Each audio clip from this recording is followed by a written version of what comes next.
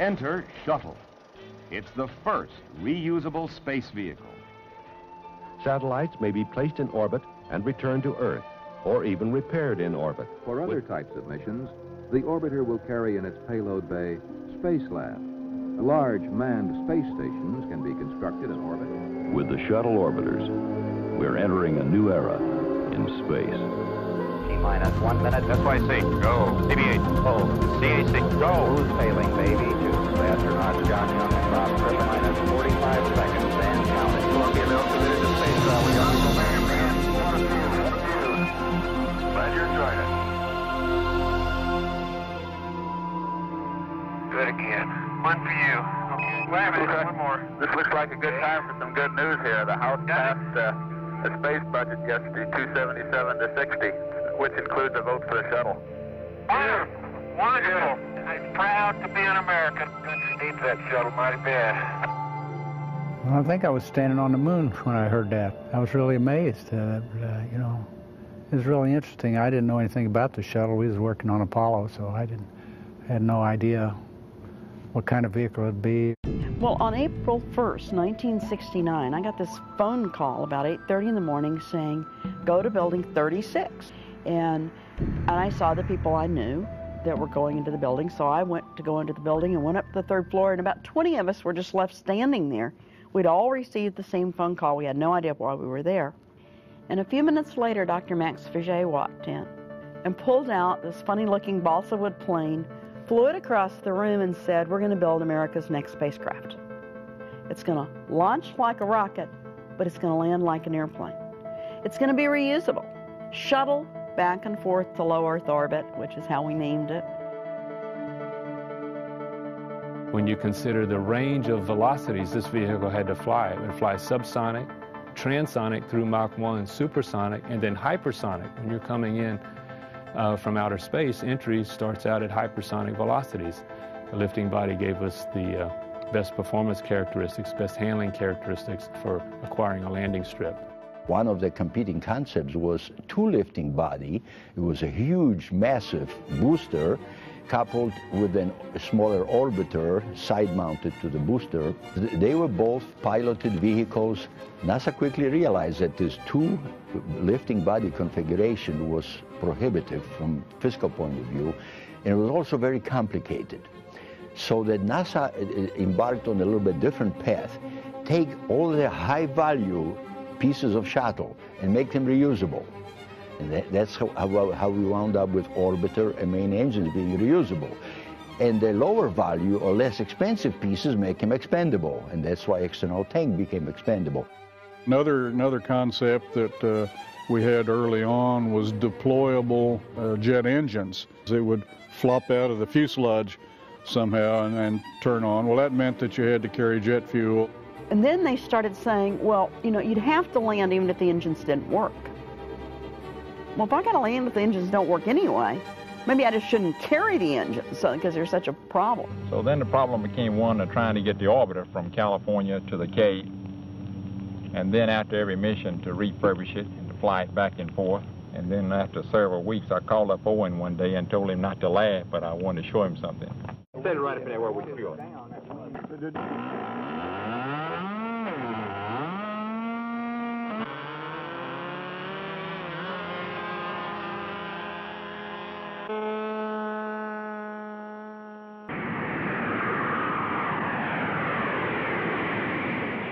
Yes, the first flight-size orbiter we built was built to use in what we call the approach and landing test. And we wanted to air launch the orbiter from the back of the 747 at about 35,000 feet and fly it on the glide slope down to the runway. The approach and landing tests actually proved to be very valuable to us because we found some things about the flight control system we wanted to adjust and change before we went to orbit.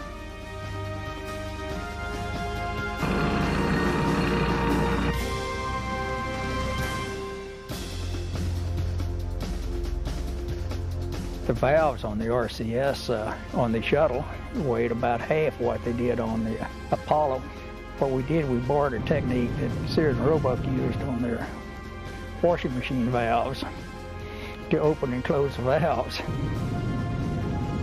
The components coming together for the shuttle was very interesting because it was the first time we were flying a reusable space vehicle, reusable solid rocket boosters, and a reusable orbiter. Mark Lundner with WCK-TV in Miami. One of you has been in space 4 times, Mr. Young, and Commander Crippen, you haven't gone yet. To what extent have you developed a sort of old pro and rookie relationship so familiar to TV watchers? I was glad when he got picked, fly with him because he knew the software so well. And I'll be darned, you know, the design wasn't frozen up in those days. And when he got picked, and I figured he'd handle the computers, and turned out they put the computer switches on my side.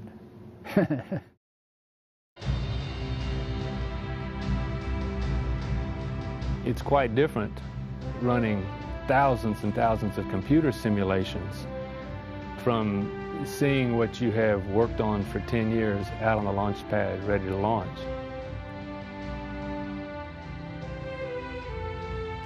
In the control center, Neil Hutchinson was our flight director, and I think nowadays they actually have pictures of the launch, but you know, that was a no-no. I mean, everybody was going to be focused on their job. A couple weeks before the launch, he said, gee, you know, maybe we should have a cue card, and but we went a little bit different. We put them on a tie, and it's all our calls, and you know, we stenciled them on upside down. So all you had to do is pick up your tie like that, and you could just read down all the calls you had to make, you know, during ascent. But we thought it was just something to add a little lightness to the event. T-minus 10, 9, 8, 7, 6, 5, 4. We've gone for main engine start.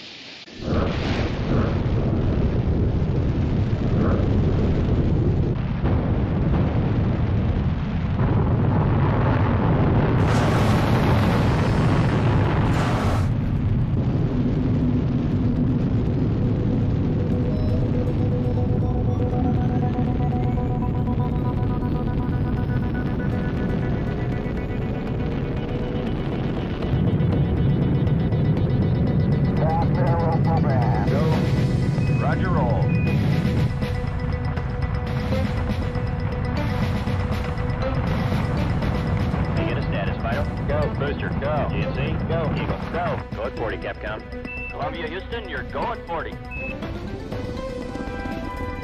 Negative seats. Columbia, you're negative seats.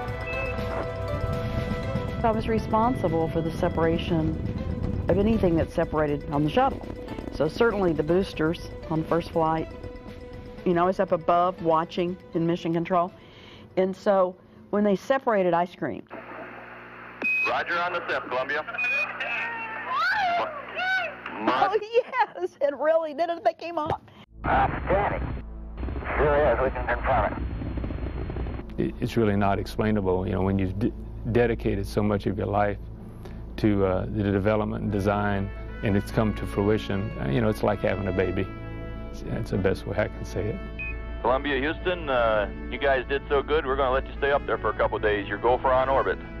Being the so-called rookie on this flight, I had a thrill from the moment of liftoff all the way up to what we're doing now. It's really been super. The spacecraft has worked as advertised all the way along. I think we've got something that's really going to mean something to the country and the world. Well, it's great, and everybody views it, I'm sure, just as the forerunner of great things to come. It truly was a unique, and is a unique machine, probably one of the greatest engineering feats that's been done, at least in space.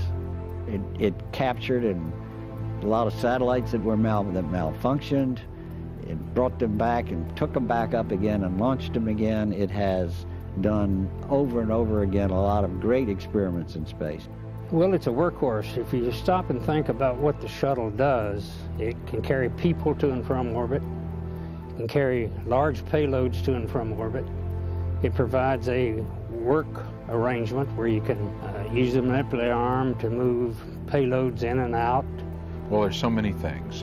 The great observatories that we carried to space, you know, the Compton Gamma Ray Observatory, the Hubble Space Telescope, the Chandra X-ray Observatory, and then you talk about the missions that we made to the Mir space station, and we carried more people to the Mir space station than the Russians did in the Soyuz.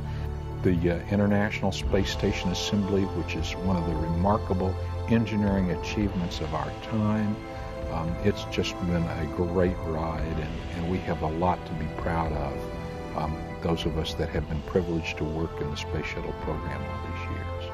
We Americans, by developing Shuttle, have proved to ourselves and to the world that we have know-how and experience to build the most challenging system, Space Shuttle, and put it successfully into operations. I think this is going to be, it won't be a walk in the park by any means, but it's going to help a whole lot new generation of developers who will be developing CEV, CLV, and the rest of the vehicle fleet.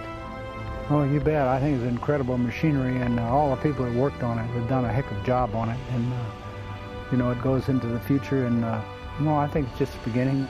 I think getting people off this planet is the key to the success of the future of the human race.